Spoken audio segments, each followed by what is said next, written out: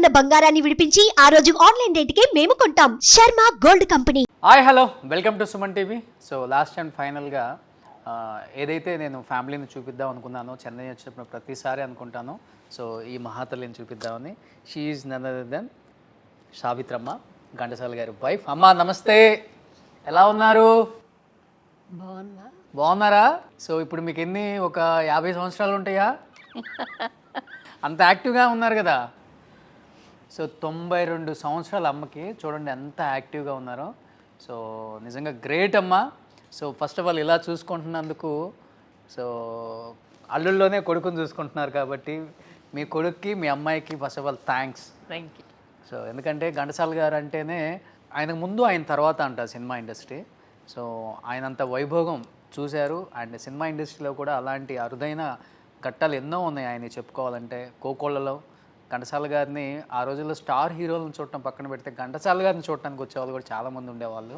ఎలా అనిపిస్తుంది ఇంత లెగసీ నాన్న కంటిన్యూ చేసి? అప్పుడు మాకు తెలియలేదండి, నేను చాలా చిన్నదాన్ని. నాకు అంతగా అందరూ వస్తుంటే వాళ్ళతో ఆడుకోవడం అంతే తప్పితే ఇంకేం తెలియలేదు. ఇప్పుడు తెలుస్తుంది.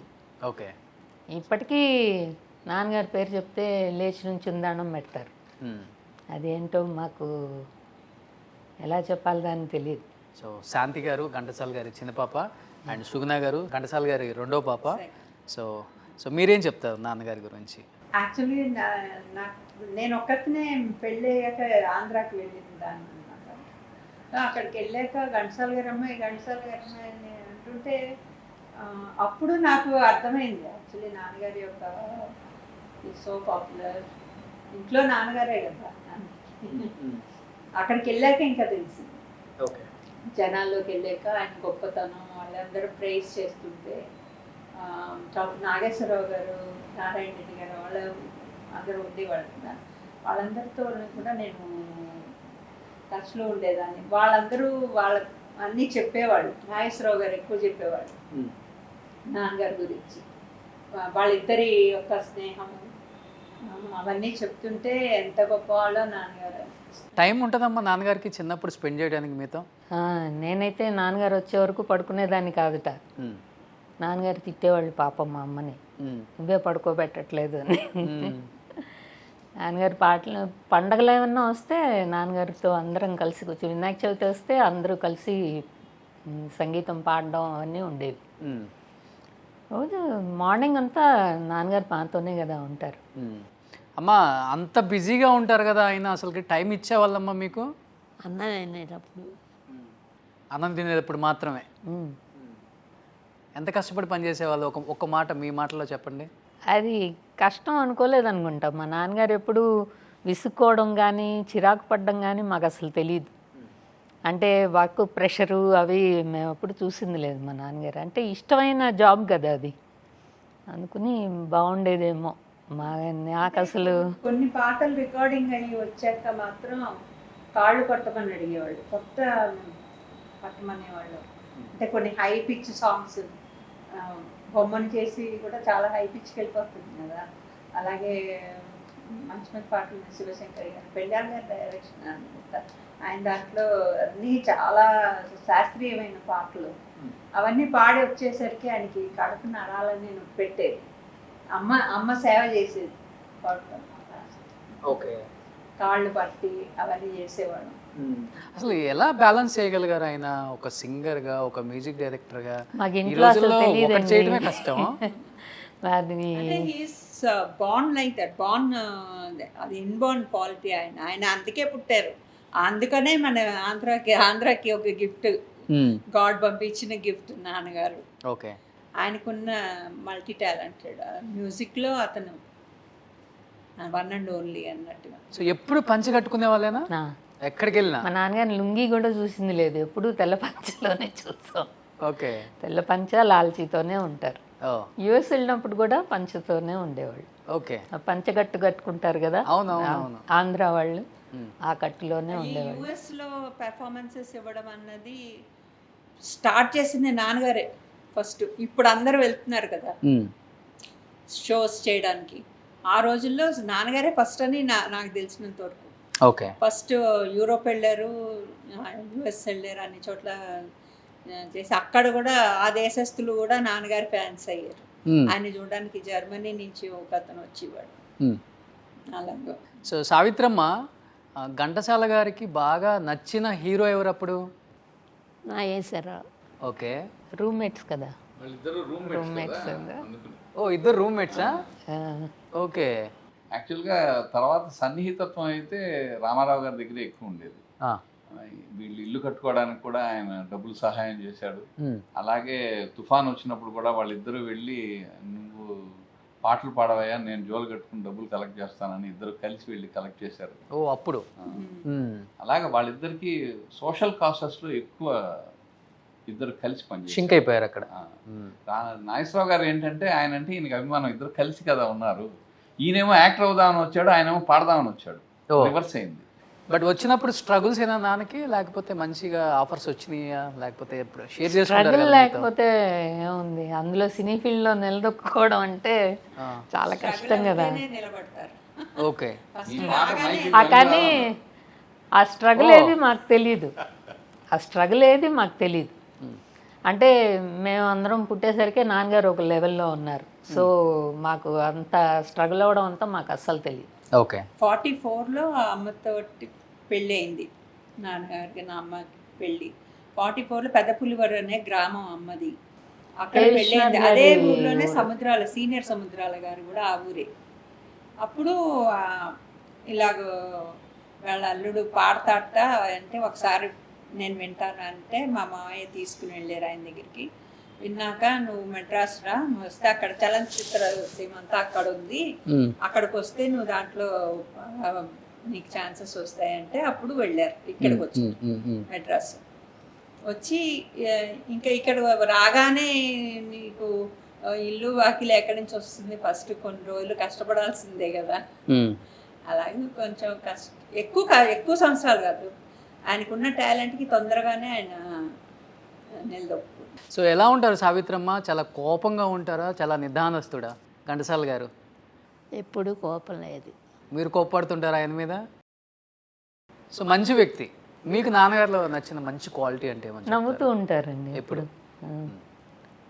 పాడడం అలా ఎవరిని చూడలేదు. అంటే అన్ని పాటలు, అన్ని సినిమాలు చేసిన వ్యక్తి ఎక్కడో చోట టెక్నీషియన్స్ కొంచెం తప్పు చేసినా కానీ కోప్పడతాం. లేదు, అలాంటి ఇది లేదు అసలు ఇక్కడ. సైలెంట్గా అయిపోతారట. ఏదైనా కొంచెం ఎవరైనా సరిగా వాయించకుండా సరే అయితే కామ్ అయిపోతారు. వాళ్ళే అర్థం చేసుకుని మళ్ళీ సరిదిద్దారు. బేసిక్గా కష్టాలు తెలిసిన వ్యక్తి పక్కన వాళ్ళ కష్టాలను తన కష్టాలు ఫీల్ అయ్యారు. ఓకే. అందుకని ఎవరు కష్టపడుతున్నా ఆయనకి తెలుసు ఎందువల్ల అది వచ్చిందని కూడా ఆయన ఊహించలేదు. అందుకని ఎవరిని పరుషంగా మాట్లాడైతే, నాకు చాలా మంది తెలుసు మ్యూజిషియన్స్లో కూడా, ఎవ్వరు ఆయన గురించి ఆ మాట చాలా ఎన్నిసార్లు అయినా చేస్తారు. సూపర్. అందరూ మాస్టర్ అనే పిలిచేవాళ్ళు. కష్ట సుఖాలు షేర్ చేసుకుంటారమ్మా ఫ్యామిలీతో ఎక్కువ, లేకపోతే ఆయనే ఏదున్నా కానీ ఆయనే బేర్ చేస్తూ ఆయనే కష్టపడుతూ ఏదైతే అదైందిలే? మా నాన్నగారు ఇద్దరు, వాళ్ళిద్దరు చాలా అన్యోన్యంగా ఉండేవాళ్ళు. ఆయనకి అమ్మే ఫ్రెండ్ నాన్నగారికి, అన్నీ అమ్మతోనే చెప్పుకుంటారు. వాళ్ళ ఫ్యామిలీ ఇంత బాగుందంటే దానికి కారణం మా అమ్మ. ఓకే. ఆయన సంపాదించాడు, తెచ్చిపెట్టాడు, అన్ని పేరు ప్రతిష్ట అన్నీ ఆయన వల్ల వస్తే మొత్తం ఫ్యామిలీ వాళ్ళ అమ్మ వల్ల. సూపర్. అమ్మ లేకపోతే ఫ్యామిలీ లేదు. అందుకనే మీరు అంత బాగా చూసుకుంటున్నారు. అత్త అంటారా, అమ్మే అంటారా? మా చిన్నప్పటి నుంచి అమ్మే. సో మీది లవ్ మ్యారేజే? అలాంటిదే, ఇంచుమించు అలాంటిదే. సో మీది లవ్ మ్యారేజా? అవునండి. పెద్దక్కది? ఆవిడది మాత్రం అరేంజ్డ్ మ్యారేజ్. సో ఇద్దరు అబ్బాయిలది? అది అరేంజ్డ్ మ్యారేజే. అప్పుడే ఆయనకి కష్టం, అయ్యో అమ్మ కష్టపడుతోందని. మేము ఇద్దరం లాస్ట్ కదా, నాకన్నా ముందు అది. సో వాళ్ళ ముగ్గురు కష్టపడింది కదా అని మేమేం చూసుకున్నాం. నాన్న అంత బాగా పాడతారు కదా, నాన్నది ఎవరికి వచ్చింది ఆ గొంతు? ఎవరికి రాలేదండి. నేను చాలా బాగా మా పెద్దన్నయ్య మ్యూజిక్ విద్వాన్ చేశాడు. ఓకే. అతను మ్యూజిక్ నేర్చుకున్నాడు, అతను హార్మోనియం కూడా చాలా బాగా వాయించాడు. అన్ని ఇన్స్ట్రుమెంట్స్ వాయిస్తాడు పెద్దన్నయ్య, మొత్తం అన్ని వాయిస్తాడు. మా పెద్దబాబు మ్యూజిక్ డైరెక్షన్ లో ఘంటసాల గారు పాడారు. ఓకే. అది తెలీదా మీకు? వస్తాడే మా బావ నుంచి అందులో పాట ఉంది. మా పెద్దన్నయ్య మ్యూజిక్ డైరెక్షన్ లో చాలా బాగుంటుంది. శాంతి గారు ఒక 2 మంచి పాట, ఒకటి 2 lines. వాగు ఓ కొండ వాగు కాస్త ఆగు నీ నాళ్ళకెన్నాళ్ళకే ఆ పాట నాన్నగారు సుశీల గారు పాడారు ఓకే. నా పెద్దన్నయ్య మ్యూజిక్ డైరెక్షన్లో. అసలు మీ వారు మీకన్నా ఎంత బాగా పాడారో తెలుసా? ఆ. ఇంటర్వ్యూ రిలీజ్ అయ్యాక చూస్తారు మీరు.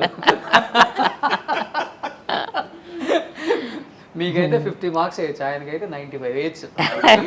లిరిక్స్ రావు, లిరిక్స్ ఇచ్చారంటే దుల్ల కొట్టేస్తుంది. అవునా?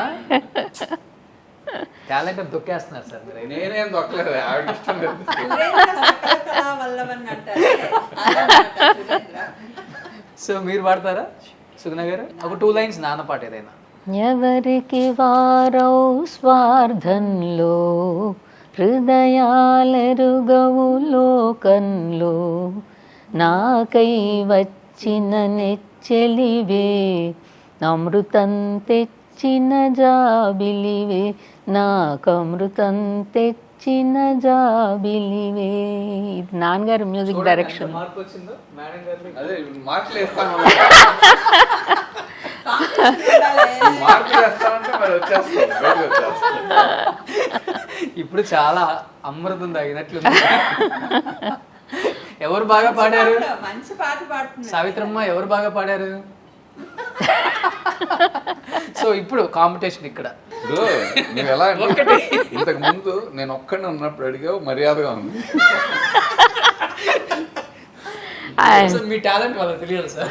టాలెంట్ అంటే మళ్ళీ మేము పాడడం, మేము పాటలు వచ్చిన వాళ్ళం కాదు కదా. ఒకటి అలా కాదు, పాటలు తెలిసిన వాళ్ళం కాదు కదా. ఒక్కటి మీకు ఇష్టమే. ధారుణి రాజ్య సంపద మదంబున కోమలి కృష్ణ జూచి రంభోరు నిజోరు దేశమున నుండగ బిల్చిన ఇద్దురాత్ము దుర్వారమదీయ బాహు పరివర్తిత చండగదా విఘాత భగ్నోరు తరోరు జేయుదు సుయోధను ఉగ్రరణాంతరంబునన్. ఈ ప్రతిజ్ఞ చెల్లించకపోతే నేను పితృపితామహుల గతికి తప్పినవాడనవుతాను. Wow super. ఇంత టాలెంట్ లో ఉన్నారు. కరెక్టే కదా, సకల కళా వల్లభన్.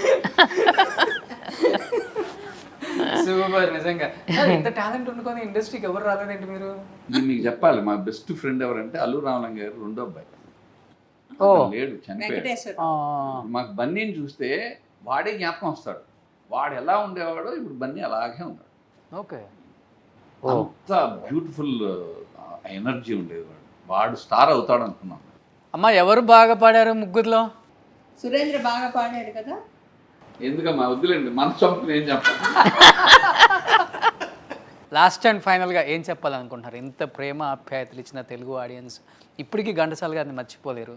ఘంటసాల గారిని ఇప్పుడు కాదు, ఇంకెప్పటికీ మర్చిపోలేరు. ఎన్ని తరాలు మారినా కానీ ఆయన పేరు సువర్ణ అక్షరాలతో అలా రాసుకోవచ్చు. తెలుగు సినిమా అంటే తెలుగు సినిమానే కాదు, ఆ రోజుల్లో అన్ని ఇండస్ట్రీలు ఇక్కడే కాబట్టి అసలు సినిమా ఇండస్ట్రీ అంటేనే ఫస్ట్ ఆయన పేరు ఎవరైనా కానీ ప్రస్తావించిందే ముందుకెళ్ళలేరు. సో ఏం చెప్పాలనుకుంటున్నారు తెలుగు ఆడియన్స్కి యాజ్ ఏ డాటర్గా మీరు? ఆడియన్స్కి ఇప్పటికీ గుర్తుపెట్టుకుని ఉన్నారండి. ఫీల్డే మర్చిపోయింది కానీ మాకు జనాలు మాత్రం చాలా గుర్తుపెట్టుకున్నారు. అది వాళ్ళకి రుణపడి ఉంటున్నాం అంతే. సుగుణ గారు? ఏముందండి, వాళ్ళు పంచే ప్రేమ ఇప్పటికి కూడా ఎక్కడెక్కడ వాళ్ళు వస్తారు. ఈవెన్ ఇవాళ కూడా ఒక ఎవరో ఫ్యాన్స్ అట రెహమాన్ గారి దగ్గర పనిచేస్తారట, వాళ్ళు మా ఇంటికి వస్తామని చెప్పి ఫోన్ చేశారు. అంటే ఈ రోజుకి కూడా ఆ ఇంపార్టెన్స్ ఉంది, ఆ ఎఫెక్షన్ ఉంది. దానికి మేము నిజంగా ధన్యవాదాలు చెప్పుకోవాలి. మొత్తం వాళ్ళు ఏంటంటే వాళ్ళ మనిషిగా భావించారు నాన్నగారిని. మమ్మల్ని అందరినీ కూడా వాళ్ళ చెల్లెళ్ళలాగాను వాళ్ళ ఫ్యామిలీ మెంబర్స్గా ఫీల్ అయ్యి మమ్మల్ని చూడడానికి వస్తారు. Super, great. నిజంగా మీ అందరికీ నేను థ్యాంక్స్ చెప్పాలి. అమ్మని చూసే భాగ్యం మాకు కలిగించారు, మా ఆడియన్స్కి కలిగించారు. సో ఒక ఫ్యామిలీ లాగా అందరితో కలిసిపోతున్నారు మీరైతే. సో నిజంగా గ్రేట్ ఇది ఉండటం. అంటే అంత హైట్స్ చూసినా కానీ ఇలానే ఉండాలి లైఫ్ అంటే ఇంతే.